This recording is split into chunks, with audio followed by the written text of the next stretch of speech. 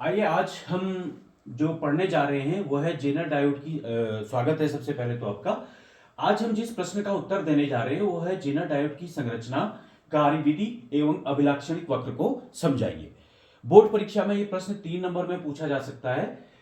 तो Jenner diode होता क्या है? जेनर डायोड की संरचना जैसे कि यहाँ पे दिखाई, आपने एक पीएन संधि डायोड देखा था पहले। जब हम पीएन संधि डायोड को दिखाते हैं तो पीएन संधि डायोड को केवल और केवल इस चिन्ह के द्वारा दिखाया जाता है। ये होता है पीएन संधि डायोड। इसका जो ये एन भाग है, ये भाग पी कहलाता है, ये भाग एन कहलाता है। इस एन भाग को अगर हम जेड के स्ट्रक्चर से बना दें तो इस प्रकार का जो डायोड होता है उसको कहते हैं जेनर डायोड, और ये जेनर डायोड का प्रतीक चिन्ह है। अब जेनर डायोड क्या होता है? जेनर डायोड भी एक सामान्य पीएन जंक्शन डायोड की तरह ही होता है, लेकिन उसमें हम क्या करते हैं, पी क्षेत्र को अत्यधिक अपमिश्रित कर देते हैं। अपमिश्रित कहने का मतलब यह है कि जो पी क्षेत्र में 3 संयोजकता वाले एल्यूमिनियम या बोरॉन होते हैं उनकी जो परमाणु की संख्या होती है वो बहुत ज्यादा होती है। अर्थात हमारे पास सिंपल सिलिकॉन और जर्मेनियम जिसकी +4 संयोजकता होती है, ऐसे क्रिस्टल में हम एल्यूमिनियम या बोरॉन की बहुत अधिक मात्रा मिला देते हैं। एल्यूमिनियम या बोरॉन की जब हम बहुत अधिक मात्रा मिलाते हैं तो उस स्थिति में आप देखते हैं कि हमको इस प्रकार से एक संरचना मिलती है। यहां आप देखिए कि ये जो बीच में लाल कलर के परमाणु दिखाए गए हैं ये बहुत अधिक संख्या में हैं। ये हैं एल्यूमिनियम या बोरॉन के अणु। साथ में यहां पर +4 संयोजकता भी आप देख रहे हैं। ये +4 संयोजकता जो है ये है ये जो अणु है ये सिलिकॉन या जर्मेनियम के कहलाते हैं। पी क्षेत्र में आप पहले से जानते हैं कि होल्स की संख्या बहुत ज्यादा होती है। अब होल्स कहां निरूपित किए गए हैं इसको आप सिंपल तरीके से देख सकते हैं कि यहां पर लाल कलर से आप देख सकते हैं एक गोला है, यहां पर भी देख सकते हैं, उसके बाद आप यहां पर देख सकते हैं, फिर आप यहां देख सकते हैं, इसी प्रकार से आप यहां पर देख सकते हैं। ये जो लाल गोले हैं ये बताते हैं कि जो सहसंयोजक बंध है उसमें एक इलेक्ट्रॉन की कमी है, इसलिए वहां पे होल्स बन चुके हैं। और शेष जगहों पे आप देख सकते हैं इस प्रकार से डॉट्स रखे गए हैं। ये डॉट्स इलेक्ट्रॉनों की संख्या बताती है जो सहसंयोजक बंध में बंधे हुए रहते हैं। तो सामान्यतः पी क्षेत्र में जो संख्या होती है आवेश वाहकों की वो होल्स होती है। इस होल्स के कारण ही ये नाइबरिंग इलेक्ट्रॉन्स को एक स्थान से दूसरे स्थान में बहने के लिए मदद करते हैं। इसी प्रकार से एन क्षेत्र में इस तरह का स्ट्रक्चर नहीं बनाया गया है। इस स्ट्रक्चर को हम पहले ही समझा चुके हैं। यहां पर 5 संयोजकता वाला परमाणु 4 संयोजकता वाले परमाणु के बीच में बंधा रहता है, जिसके कारण एक इलेक्ट्रॉन फ्री रहता है। तो ये इसमें इलेक्ट्रॉन है। एन क्षेत्र में इलेक्ट्रॉन्स होते हैं और पी क्षेत्र में होल्स होते हैं। लेकिन ये भी आपको पीएन संधि डायोड की तरह ही दिख रहा है। अंतर सिर्फ इतना है कि जो पी क्षेत्र है इसमें अपमिश्रण की मात्रा बहुत अधिक मिला दी गई है। इसी प्रकार जो एन क्षेत्र है इसमें अपमिश्रित पदार्थ जो +5 संयोजकता वाला है उसको बहुत अधिक मात्रा में मिलाया गया है। तो ये एक जेनर डायोड है जो अभी आपको मैंने दिखाया, वो आपको एग्जाम में नहीं बनाना है। यहां जेनर डायोड का प्रतीक चिन्ह इस तरीके से बनाया गया है। सामान्यतः पीएन संधि डायोड जो होता है वो अग्रदिशिक बायसिंग में काम करता है। अग्रदिशिक बायसिंग में आप उसका वक्र पहले मैं आपको बता चुका हूं। इस तरह का अग्रदिशिक बायसिंग वक्र होता है और पश्चिदिशिक वक्र इस प्रकार से होता है। यहां पर और इस जेनर डायोड में अंतर सिर्फ इतना है कि इस जेनर डायोड को जब हम अग्र बायसिंग में जोड़ते हैं, अर्थात इस सिरे को धन और इस सिरे को ऋण करेंगे, इस सिरे को धन और इस सिरे को ऋण करेंगे, अर्थात इसको बैटरी के धन से पी को और एन को, ये पी है और ये एन है, पी को जब बैटरी के धन सिरे से और एन को बैटरी के ऋण सिरे से जोड़ेंगे तो ये अग्र बायसिंग में काम करता है, यानी अग्र अभिनत होता है। तो उस स्थिति में इसमें और पीएन संधि डायोड में कोई अंतर नहीं होता, तो हमें इसे अग्र बायसिंग में प्रयोग नहीं करना है, उसके लिए पीएन संधि डायोड होता है। अब अंतर देखिए, पीएन संधि डायोड का जो अभिलाक्षणिक वक्र है उसमें एक प्रतीप धारा बहती है और यहां पर एक भंजक वोल्टेज आती है, यहां पर भी धारा महत्तम होती है। आप देख रहे हैं यहां पर भी धारा V=VZ पर महत्तम है। तो अंतर क्या है दोनों में? अंतर सिर्फ इतना है कि पीएन संधि डायोड में जैसे ही ये वोल्टेज आती है पीएन संधि डायोड नष्ट हो जाता है, यानी पीएन संधि डायोड को हम दोबारा प्रयोग नहीं कर सकते। लेकिन ये जो जेनर डायोड है, जेनर डायोड बार बार V=VZ यानी इस जेनर भंजक वोल्टेज पे बार बार कार्य कर सकता है। और ये स्पेशली मेड है, विशेषतः इसके लिए डिजाइन किया जाता है। ये विशिष्ट प्रयोजन अर्धचालक है। कैसे विशिष्ट प्रयोजन अर्धचालक है? थोड़ी देर पहले मैंने आपको समझाया कि इसमें हम अपमिश्रण की मात्रा को ज्यादा मिलाते हैं, तो यही इन दोनों में अंतर है। और इस जेनर डायोड को हम हमेशा उत्क्रम अभिनत में प्रयोग करते हैं, अर्थात इसको माइनस से जोड़ते हैं पी को और इसको प्लस से जोड़ते हैं। तो ये आपने एक अंतर समझ लिया जेनर डायोड में और पीएन संधि डायोड में। और यहां पर हम अग्रदिशिक बायसिंग की, अग्र अभिनत की बात करेंगे नहीं, हम केवल और केवल पश्च दिशिक यानी रिवर्स बायसिंग या जिसको हम कहते हैं उत्क्रम अभिनत में ही इसको जोड़ेंगे। अब आते हैं हम प्रश्न की ओर को। प्रश्न के उत्तर को हम कैसे देंगे? तो प्रश्न के उत्तर में जेनर डायोड होता क्या है? जेनर डायोड यह एक विशिष्ट प्रयोजन अर्धचालक डायोड होता है। इसे उत्क्रम अभिनत यानी रिवर्स बायसिंग के भंजक क्षेत्र V में कार्य करने के लिए डिजाइन किया जाता है। अब यह क्या करता है? जो पीएन संधि डायोड था, पीएन संधि डायोड क्या होता है? तुरंत उस जैसे ही ये वोल्टेज आती है वो नष्ट हो जाता है, उसको दोबारा प्रयोग नहीं कर सकते। लेकिन ये विशिष्ट प्रयोजन अर्धचालक है जिसको अत्यधिक अपमिश्रित किया जाता है और ये V पर बार बार कार्य कर सकता है। कैसे ये कार्य करेगा, क्या इसमें क्रियाविधि होती है, इसको बाद में समझेंगे। दूसरा पॉइंट इसमें जो आपको लिखना है एग्जाम में, वह है जेनर डायोड के पी फलकों वो एन फलकों को अत्यधिक अपमिश्रित कर विकसित किया जाता है। इस कारण बनने वाला ह्रासी क्षेत्र यानी जो अवक्षय परत होती है वो अत्यधिक पतली होती है, 10⁻⁻6 मीटर से भी कम मोटाई की यह होती है। इसको इसमें समझ लेते हैं दूसरे पॉइंट को कि ये अत्यधिक अपमिश्रित होता है। इसमें आप देख रहे हैं जगह जगह पर आपको लाल रंग के परमाणु दिख रहे हैं जो अपमिश्रित पदार्थ हैं। इसी प्रकार से एन क्षेत्र को यहां पे नहीं बनाया गया है, ना ही आपको ये चित्र एग्जाम में बनाना है। एन क्षेत्र में हमने इस तरह का स्ट्रक्चर यानी सहसंयोजक बंध नहीं बनाए हैं, लेकिन आपको पहले ये समझा दिया गया है कि एन क्षेत्र में +4 संयोजकता के बीच में +5 संयोजकता वाला परमाणु होता है जिससे एक इलेक्ट्रॉन मुक्त होता है। तो ये मुक्त इलेक्ट्रॉन आपको इसमें दिखाए गए हैं और यहां इसमें होल्स होते हैं। तीसरा, जेनर डायोड अग्र अभिनत में सामान्य पीएन संधि डायोड की तरह कार्य करता है। अर्थात इसको हम फॉरवर्ड बायसिंग में प्रयोग नहीं करते हैं, इसको केवल और केवल हम रिवर्स बायसिंग में प्रयोग करते हैं।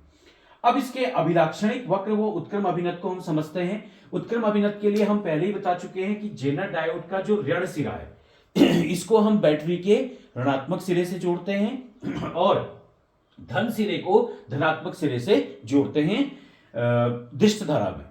अब जब हम इसको फॉरवर्ड बायसिंग में प्रयोग करते हैं, फॉरवर्ड बायसिंग का मतलब क्या है? अब देखते हैं, अभिलाक्षणिक वक्र को हम समझते हैं। अभिलाक्षणिक वक्र को समझने के लिए सबसे पहले हम इसको अग्र अभिनत में समझते हैं, अर्थात इसको हमने प्लस दिया और इसको माइनस दिया, बैटरी से जोड़ा। तो जब हमने इसको प्लस और माइनस बैटरी से जोड़ा, इसका चित्र भी आप देख लीजिए, यहां पे आपको बनाना नहीं है, इसको इस प्रकार से हम जोड़ सकते हैं। ये हमारे पास जेनर डायोड है, इसको बैटरी के धनात्मक सिरे से जोड़ेंगे प्लस से और एन क्षेत्र को माइनस से जोड़ेंगे, ऋणात्मक सिरे से जोड़ेंगे। ये ऋण हो गया, ये धन हो गया, तो ये कहलाता है आपका अग्र बायसिंग। बनाना नहीं है आपको। तो अग्र बायसिंग में क्या होता है कि एक वोल्टेज होती है जिसको हम बोलते हैं 0.6 वोल्ट। 0.6 वोल्ट तक इसमें कोई भी अग्र धारा बहती नहीं है। इसका कारण आपको मैं बता चुका हूं कि जो अवक्षय परत है, अवक्षय परत का जो वैद्युत क्षेत्र है वो पी क्षेत्र से होल्स को या कोटर्स को एन क्षेत्र में जाने से रोकता है और एन क्षेत्र के इलेक्ट्रॉन्स को पी क्षेत्र में आने से रोकता है। इसको इसमें देख सकते हैं आप। सामान्यतः जब हम इसको जब 0.6 वोल्ट से कम वोल्टेज इसके सिरों पे देते हैं, इसको प्लस और इसको माइनस, तो उस सिरे में इलेक्ट्रॉन्स यहां नहीं आ पाते हैं और ये जो होल्स आप देख रहे हैं ये होल्स एन क्षेत्र में नहीं जा पाते।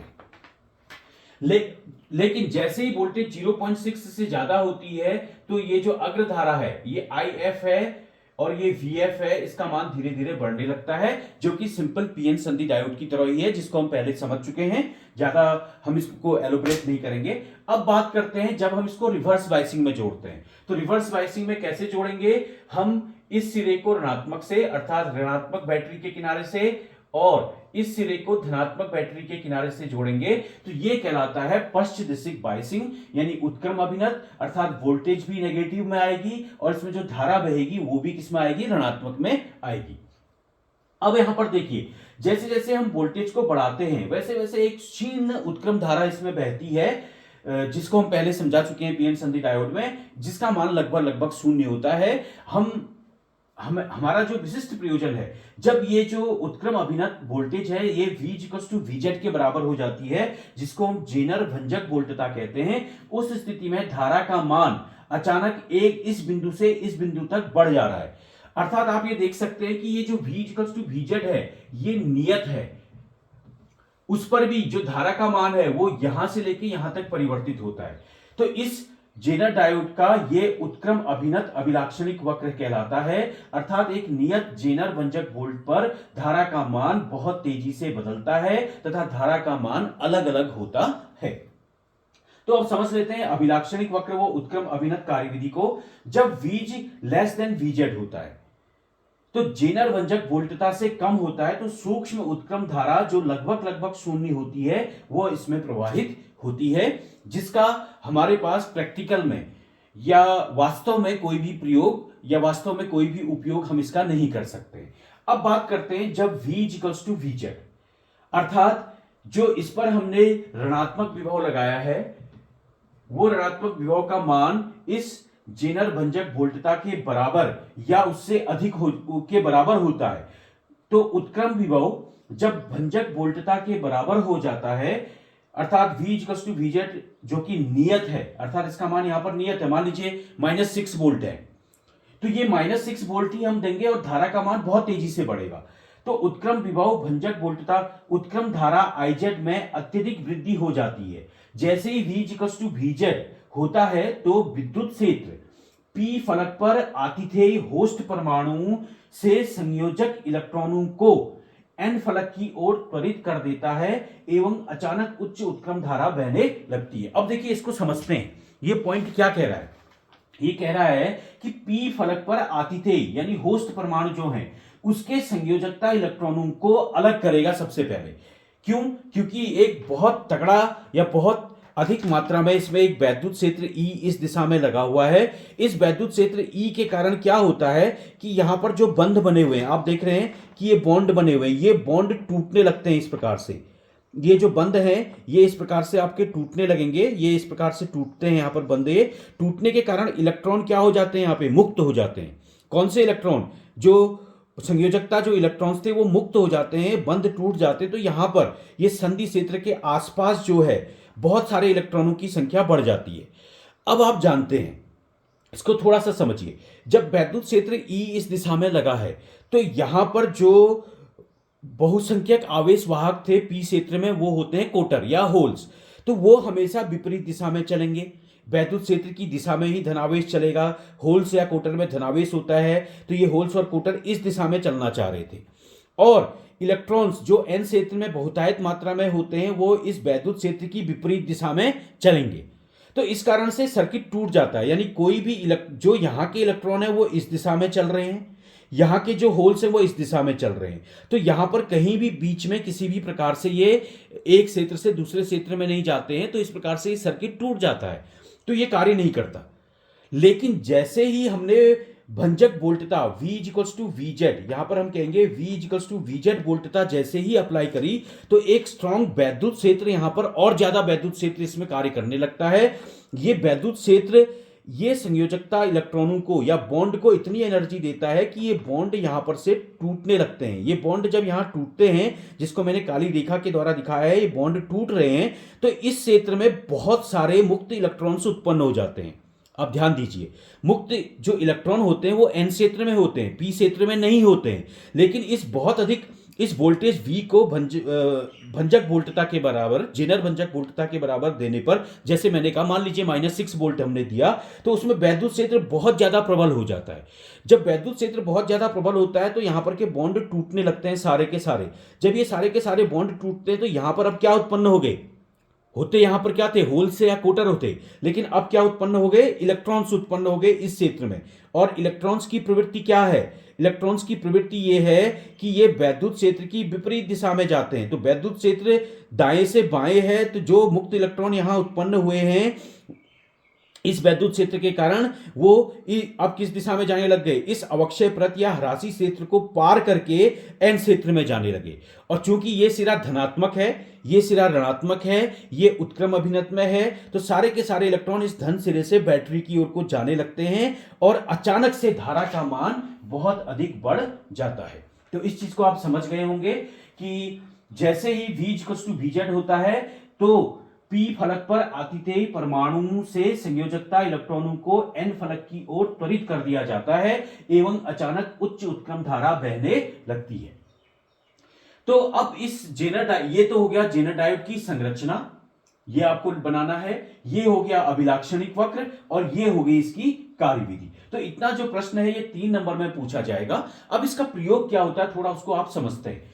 मान लीजिए किसी परिपथ में, कोई भी हमारा वैद्युत परिपथ है, उसमें धारा का मान बदल रहा है, मान लीजिए फ्लक्चुएट हो रहा है, धारा अलग अलग धारा आ रही है, तो हम उस धारा के मार्ग में जेनर डायोड को लगा देंगे। तो जेनर डायोड क्या होता है, अलग अलग धारा के लिए एक निश्चित आउटपुट वोल्टेज देता है, इसलिए जेनर डायोड को हम वोल्टता नियंत्रक की तरह भी प्रयोग कर सकते हैं। तो इस प्रकार से जेनर डायोड का जो अगला उपयोग है, जो एग्जाम की दृष्टि से भी इंपॉर्टेंट है 3 नंबर में, उस इंपॉर्टेंट प्रश्न को हल करने के लिए हम इसके इस कैरेक्टरिस्टिक कर्व का प्रयोग करेंगे। और चूंकि यह चीज उत्क्रम अभिनत में होती है तो जेनर डायोड को हमेशा उत्क्रम अभिनत में ही जोड़ा जाएगा। तो ये इस प्रश्न का उत्तर है। अब हम अगले प्रश्न की ओर को देखेंगे कि जेनर डायोड वोल्टता नियंत्रक की तरह किस प्रकार कार्य करता है।